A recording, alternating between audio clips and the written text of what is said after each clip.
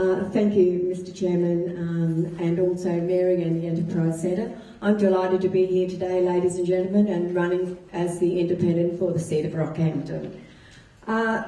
Firstly, I'd like to say that in principle I support all of the 7 issues that we're discussing here today. However, I do not agree totally with all of the implementation of all of these issues.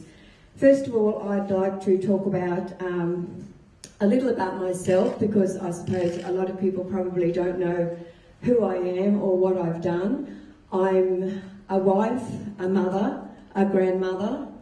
I've originally been an elected secretary for the member for Rockhampton. I've been educated at the University of Queensland, also at the University of Central Queensland, and owned and operated my own businesses in this city. My children have been educated here in Rockhampton and also been educated at the university. Firstly, I'd like to say that the unification or merger between TAFE and the university is a really excellent idea. For anybody who's studied will know that you need to have that footstep from TAFE up to university. There's many subjects that are offered at the TAFE that will be the footstone to going on to university. And with this merger, it's just one of the things that this will do. With the university itself, as you would probably know, we have campuses almost all around the world. We have so many overseas students, but I'd like to see a lot more of our Australian students attending. For that, I'd like to see the reduction in the HEX fee, because I believe with the reduction of the HEX fee, living away allowances and those sorts of things will encourage a greater advancement for young people to attend our universities. Moving on now to the NRL bid, and I say, great work, Mr Murphy. I know you've done an excellent job. I'm a little bit concerned about what it may bring with it, but I have seen what the Dairy Farmers Stadium and the Cowboys has done for Townsville, and I'm sure that we are going to have really good things happen for us here in Rockhampton. I'm concerned about the alcohol and things like that, but I'm sure there are issues that we need to take into account at the time that you receive the bid.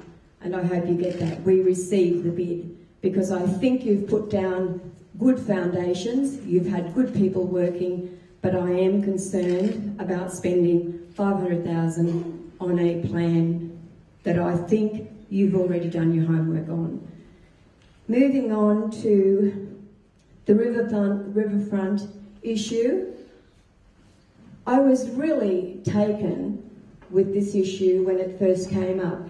The reason I was very taken with this issue is because I was looking back through some of my work from when I was doing some freelance journalism, and back in the early 80s I did an article about redoing the Riverfront, making the Riverfront something that was going to be somewhere that we could take our families, that we could show our tourists, that people coming into this town weren't only moving over the bridge and leaving, we wanted something that was going to keep them here.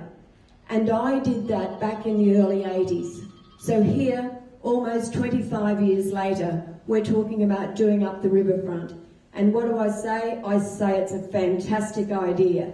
Bring the people into town, line the Riverfront with all of the things that we can do, retain our heritage, provide all of the things that we need to give them, and we're going to have an excellent draw card on that Riverfront. But I would like to see the old steam train taken down the Riverfront so that we can bring all our visitors down there. With regards to road and rail, the Epping crossing, we've been talking about that for years. I think it's a must. I think it's great that the money's been put forward. I'm looking forward to it being finished. I think 2014 will be the opening of this particular project, and I think all of us are looking forward to all of those things happening. I'm almost running out of time, so I will say thank you for your time, and I look forward to talking to you all again. Thank you.